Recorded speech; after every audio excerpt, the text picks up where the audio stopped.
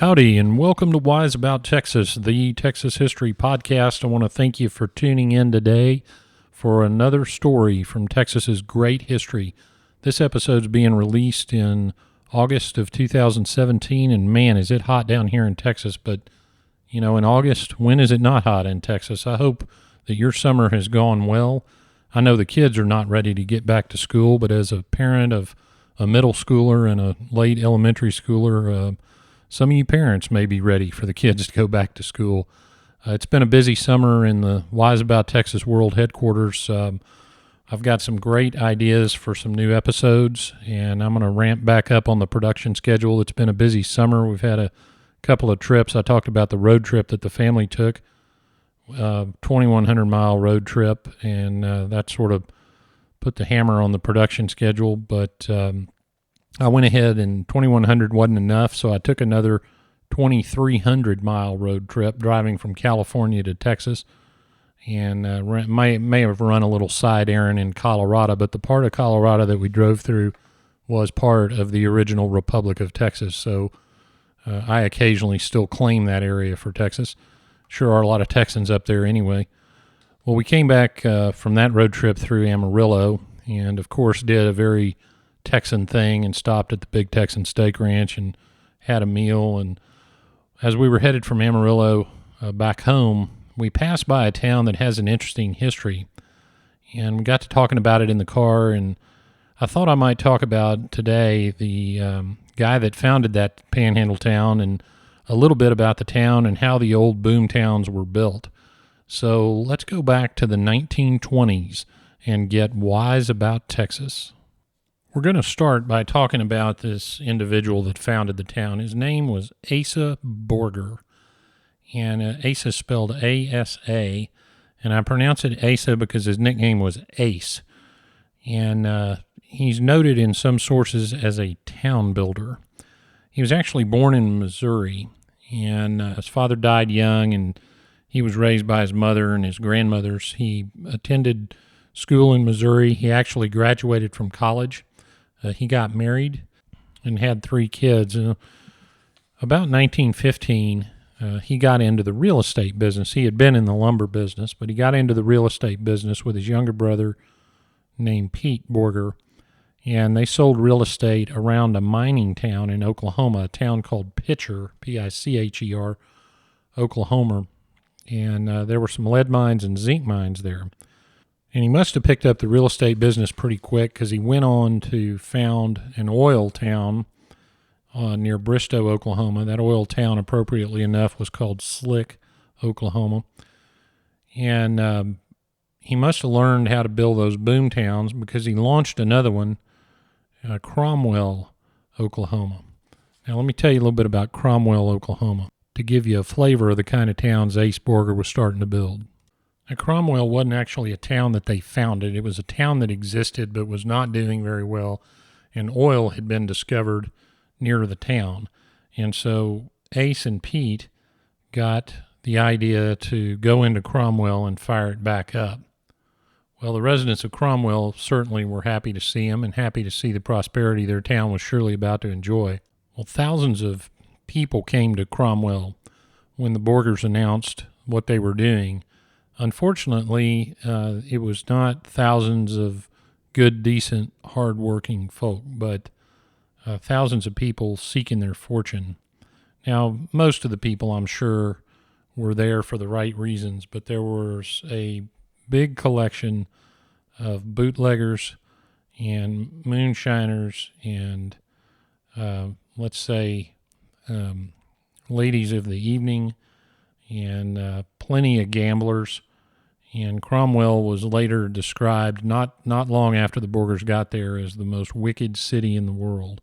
So the inhabitants of Cromwell decided that this was not all that it's cracked up to be. They actually got an old gunfighter, an old law enforcement man named Bill Tillman, who has his own great stories from Old West lore.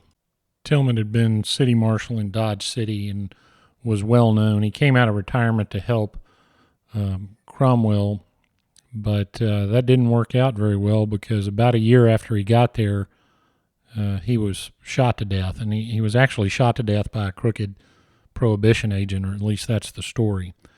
So Tillman, of course, was famous and well-liked, so all of his friends, or not all of his friends, but many of his friends got together and got a little revenge for Tillman's murder in Cromwell by burning down every meaningful building in the city.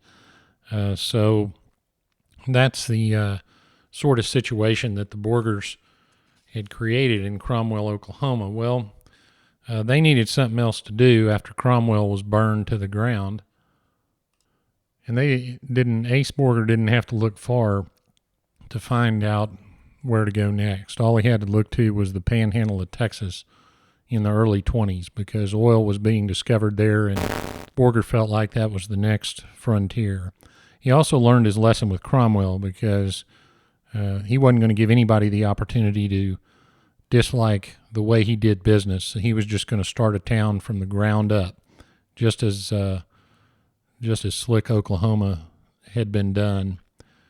So Borger went over and paid a rancher for 240 acres just northeast of Amarillo, and he paid $12,000 for that. And he started a company called the Booger Town Company. He advertised in the newspapers in Amarillo and some of the small town papers around. He laid out some streets, surveyed some lots, and went into business. Well, when he opened that town, he sold $60,000 worth of land in one day. By the way, this is 1926. $60,000 in 1926 is over $800,000 today. So he made quite the killing, pun intended, on day one. And in 6 months or so, the Booger Town Company had made $1 million. That's $1 million, 1926 money. Now, if you read the stories of old Borger, some sources say that it took only 90 days after the town was founded for over 45,000 people to have moved to Borger. Now, that sounds crazy, but that's probably not out of line with many of the other boomtowns, certainly not with the way Cromwell had developed. And 45,000 people back in 1926 would have been a fairly large city. Now, as I mentioned earlier, Borger had learned his lesson in Cromwell, and he wasn't about to let anyone run the town but him and the people he handpicked. And one of his co-shareholders in the Booger Town Company was a man named John Miller. Now, John Miller was Borger's buddy from the Oklahoma days. He had been with him in Cromwell, and so Borger decided that he would make John Miller the mayor. Now, there was an election, but as you might imagine, Borger ran the election, so John Miller was elected the mayor of Borger, Texas. The Borger also established the businesses necessary to build this town. He set up a lumber yard, a business he was familiar with. He also opened a bank. And 1 year later, in 1927, he did something that was very interesting. He started 2 other towns in the area. He got affiliated with a man named Albert Stinnett, and he established, along with Mr. Stinnett, the towns of Stinnett and Groover. These were towns very close to Borger. Now, before we explore why he might have done that, let me tell you a little bit about Albert Stinnett. Stinnett's full name was Albert Sidney Stinnett, named, of course, for Albert Sidney Johnston, the subject of one of my earlier episodes. Mr. Stinnett had 3 children with his wife, Cornelia. He moved from Fort Worth to Amarillo in the early 1900s, and he was one of the first individuals in the Panhandle, in the Plains area, to start the cottonseed oil business and the cottonseed cake business, and he operated a seed and grain distributing agency. Now, those are plentiful around that area if you're anywhere in the South Plains or in the Panhandle, and he can be fairly said to be one of the pioneers of that industry. He was a big booster for the Panhandle area. He was president of the Panhandle Plains Chamber of Commerce. He was very involved in city affairs in Amarillo.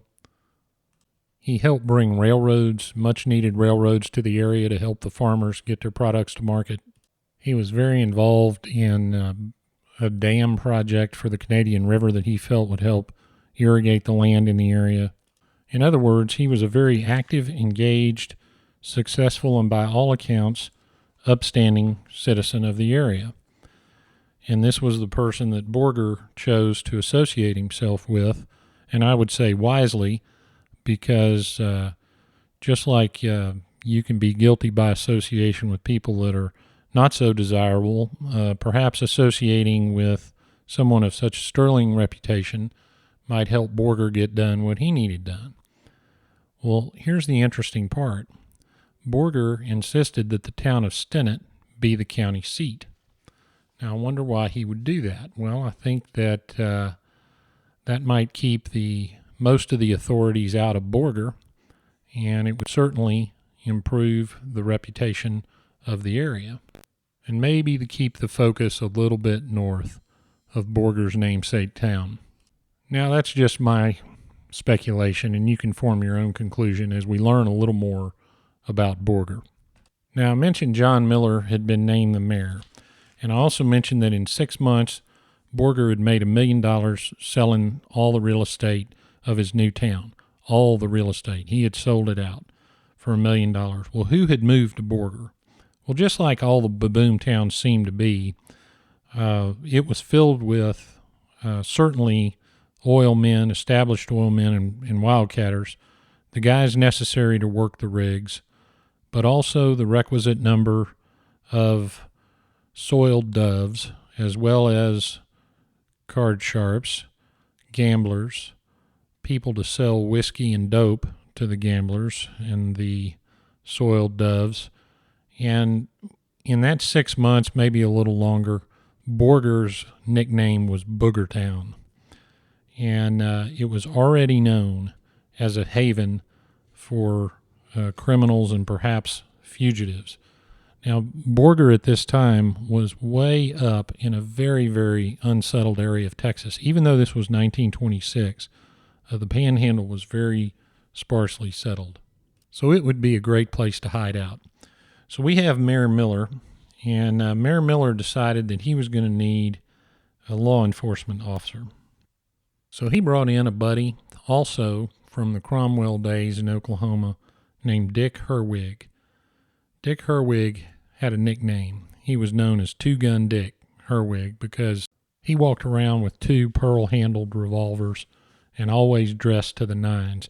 Now, I want to mention something about pearl-handled revolvers. Those of you who are World War II aficionados will remember that General George Patton wore an ivory-handled Colt revolver, and someone made the mistake of commenting on his pearl-handled revolver, and General Patton was quick to correct him, reminding him that only pimps carried pearl-handled revolvers. So I apologize on behalf of General Patton if anyone out there does like the pearl handles, but certainly Two Gun Dick Herwig was a fan of the pearl-handled revolver. So you can draw your own conclusion. Well, he was the law enforcement officer for his buddy Mayor Miller, and Herwig also needed some help. Well, one of his friends, also from the Oklahoma days, was a guy named W.J. Popejoy, also known as Shine.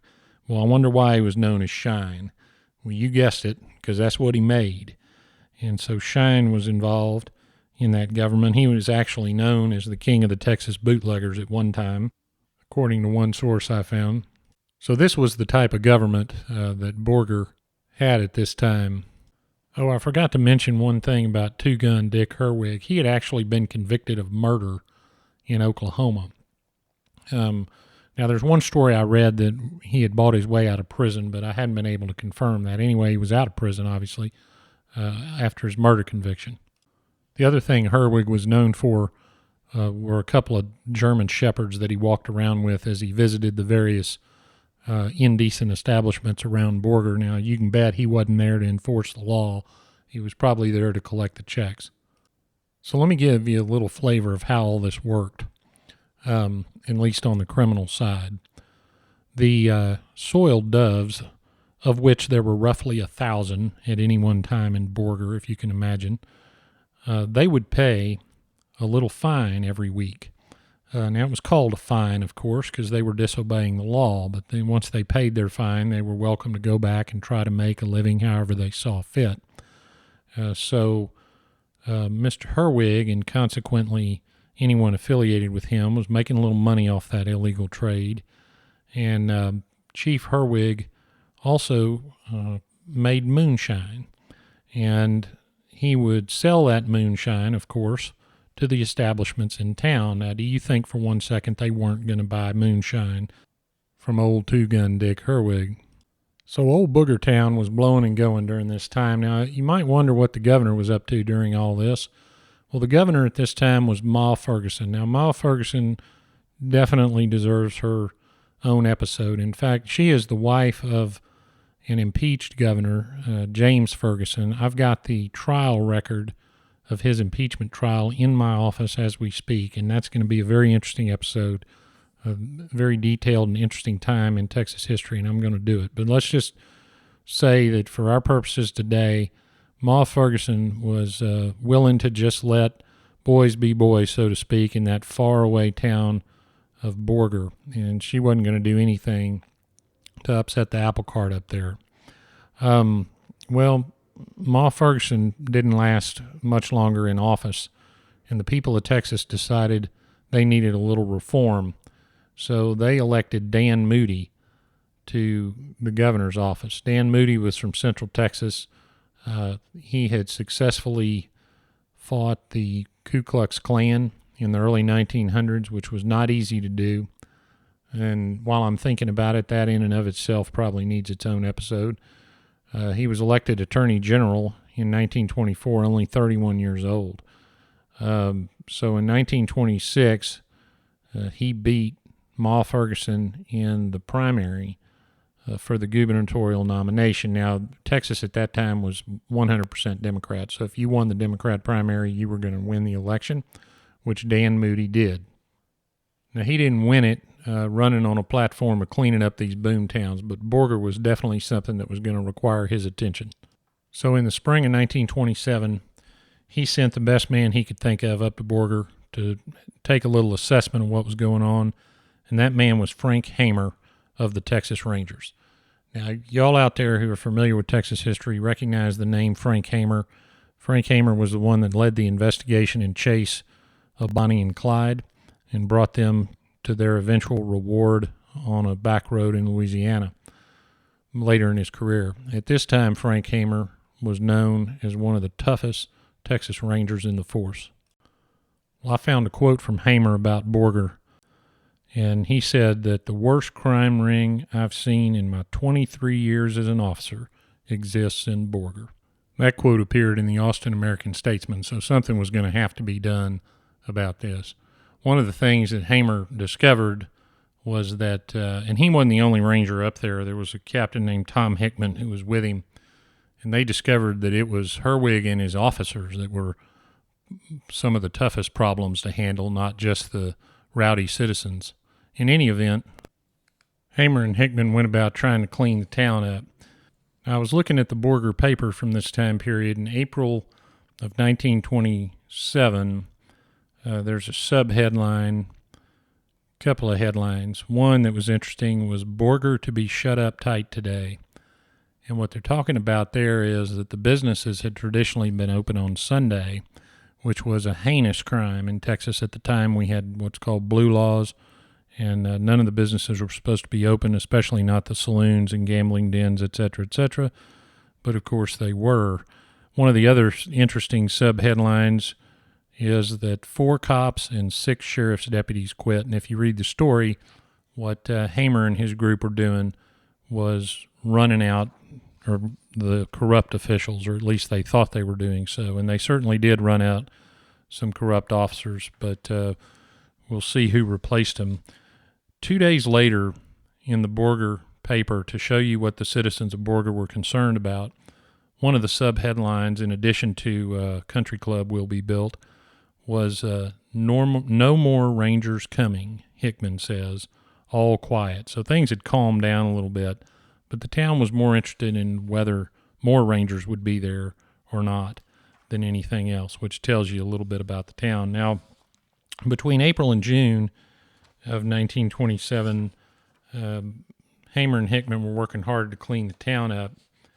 If you forward to June, oh, by the way, I failed to mention they ran the police chief off first, and this is not Herwig. This is another individual, but he was under Herwig's control. Herwig called himself sometimes the sheriff, sometimes the chief deputy, whatever suited his fancy. But in the paper, the day the chief resigned, the top headline is 500-gallon still found near Borger. Then police chief resigns. Then Mayor Miller, now that's Borger's buddy John Miller, is endorsed by 3 ranger captains. Another headline, front page, State Rangers capture huge whiskey plant.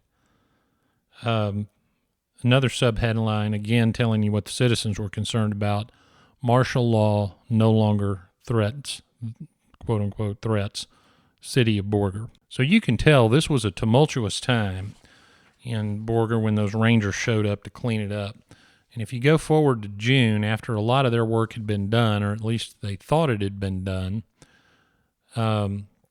somebody in Austin, and this was in the paper, said that the Rangers may leave Borger soon, that there was not going to be any martial law, that the city was going to be able to appoint its own police chief. The top headline under the banner of the Borger Daily Herald was "Hands off," state says. So I'm sure the citizens were very happy, but let me tell you what else is on the front page of that paper at that time. Right under "Hands off," it says, "Grand jury probes killing of a driller." Another story, "Woman plots family death." Another story, J.A. Parker not charged with killing, but woman hurt. Another heading is "Casing robbery solved by sheriff's deputies." Another heading, "Owens Valley defies officers." Another heading, "Robbers escape after looting safe in the marshal's office," of all places.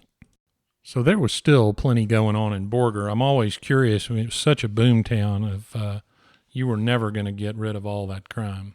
But about this time, the Rangers thought they had gotten rid of enough, and they left Borger. Now, while this was going on, the legislature created a new judicial district in this area, the Panhandle, and Dan Moody appointed a man named Curtis Douglas, and he said, now look, when you get up there, you're going to have to be tough on these criminal elements, especially in Borger, and you're going to have to stay sober, which it's rumored was a problem for Mr. Douglas. Well, anyway, Mr. Douglas gets up there and immediately becomes friends with Borger and Herwig and all the police officers and all their associates, who, of course, no doubt, didn't charge him for the many drinks he's rumored to have consumed. So Moody had to get rid of him and get his resignation, which he did very quickly after the appointment. And Moody was going to find somebody that was going to get up there and get it straight. So he appointed a district attorney named John Holmes. John Holmes was a lawyer actually based out of Borger, but a devoted family man by all accounts, and he was thought that he was on the straight and narrow, and there was no way that he was going to become corrupted by these Borger politicians who, he already no doubt knew very well. Well, the criminal elements immediately went to work and discovered, to their dismay, that Mr. Holmes was, in fact, straight and narrow, was not going to take their bribes, and was going to prosecute. So one night while the district attorney was working late, and this was actually September 13th, 1929, which coincidentally was 1 year to the day of his appointment as district attorney. He was getting ready for a grand jury the next day, got home about 10 o'clock, pulls his car into the garage, walks outside his garage, starts to close the door, and somebody pops up with a .38 caliber pistol, we think, and shoots him 5 times. The killer was run off by the screams of Mr. Holmes's wife, who, by the way, saw all this happening. And Hamer and Hickman, the Rangers, beat a quick path right back to Borger. And it was during this time they discovered that the crime had pretty much returned, and it was during this time that Hamer uttered that quote I mentioned earlier, that Borger had the worst bit of organized crime that he had ever seen. Now, this is after he had already cleaned it up. Well, the Borger chief of police didn't like that. He called out Hamer publicly, called him a liar, because this assassination of this district attorney, and rightfully so, caused a huge scandal in this area of Texas and, in fact, the whole state. This was a serious matter. And so the Borger police chief said, Hamer's a liar. This isn't organized crime. I don't know what their defense of it was. But the newspaper even wrote an editorial telling Hamer to prove it. But, of course, the concern was martial law. Now, for a couple of days during this time, Hamer had disappeared, and that's when the newspaper was trying to call him out. What he had actually done was gone to meet with Governor Moody, and I think that meeting occurred in Dallas, and no doubt they were discussing whether martial law was necessary. Well, Governor Moody got his answer, and he made his decision. He ordered a group of National Guardsmen from Dallas dressed in civilian clothes to sort of, not really secretly, but very quietly get on a train in Dallas and head west. Well, a reporter in Wichita Falls saw them and reported that a train of National Guardsmen were headed west. The press in Austin got a hold of it, and Moody, of course, had to say, yes, we've sent the National Guard to Borger.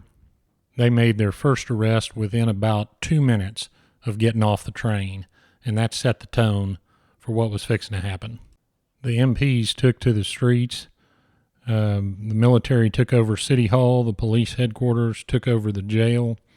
They locked every official of the town out of their office, and if they wouldn't leave, they drug them out.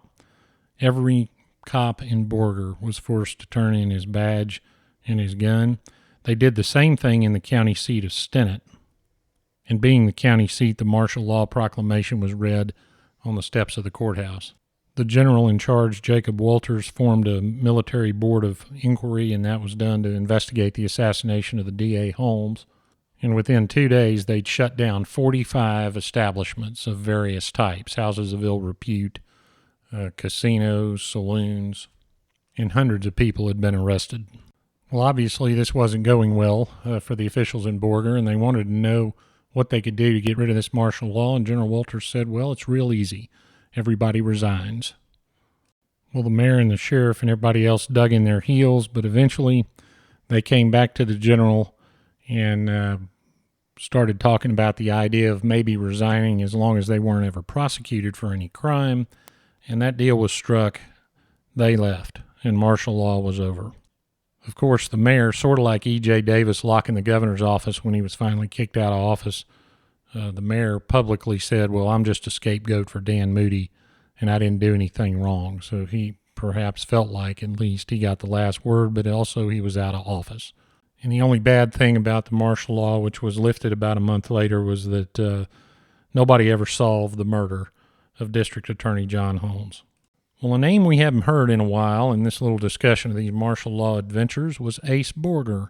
So what happened to him? Well, Borger was never implicated, or at least expressly implicated in any of this. He got away scot-free, at least from the National Guard. But Borger had him an enemy that he probably had to have known about, and that was the county tax assessor collector, an individual named Arthur Huey. Apparently, Huey had been a depositor in Borger's bank that he opened, and the bank at some point had failed, and Huey had never gotten over it. But one day, Huey was arrested for embezzlement, and he came to Borger and asked old Ace if he'd bail him out, and apparently Borger refused to do so. Well, that made Huey fairly mad. And one day at the post office, he walked up behind Borger and said, "You SOB, get your gun out." Well, when Borger turned around to draw, he discovered Huey already had his gun out, and the tax assessor fired 2 shots, hit Borger with both of them.